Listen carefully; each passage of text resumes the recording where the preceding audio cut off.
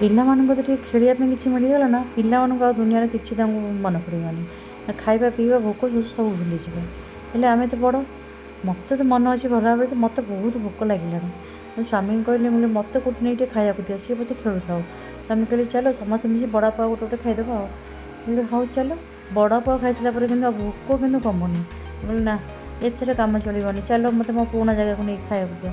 ଏତେ ବର୍ଷ ପରେ ଆସିଛି ମାନେ ସେଟା ପନିର କୁଲଚା ମୁଁ ଜମା ମିସ୍ କରିବିନି। ତ ମୁଁ ଚାଲିଲି ଶ୍ୟାମ ଡେରିକୁ ଆଉ ସେଠିକି ଗଲା ପରେ ଦେଖିଲି ହଁ ଟିକେ ଟିକେ ଚେଞ୍ଜ ହେଇଯାଇଛି ଭିତରଟା 2.5 ବର୍ଷ ଭିତରେ, କିନ୍ତୁ ସେଠାର ଖାଇବାର କ୍ୱାଲିଟି ଆଉ ପ୍ରାଇସ୍ ପୁରା ସେମ୍ ଅଛି। ତାହେଲେ ମୁଁ ବି କେଉଁ ବଦଳିଛି, ମୁଁ ବି ସେଇ ପନିର କୁଲଚା ହିଁ ସବୁବେଳେ ସେଇଠି ମଗେଇକି ଖାଏ। ଆଗରୁ ବି ଖାଉଥିଲି ଆଉ ଏବେ ବି ମଗେଇକି ସେଇଠି ଖାଇଲି। ଓକେ ଟେଷ୍ଟ ଖାଇବା। ତ ଖାଇବା ଖାଇସାରିଲା ପରେ ପୁରା ଖୁସି ଆଉ।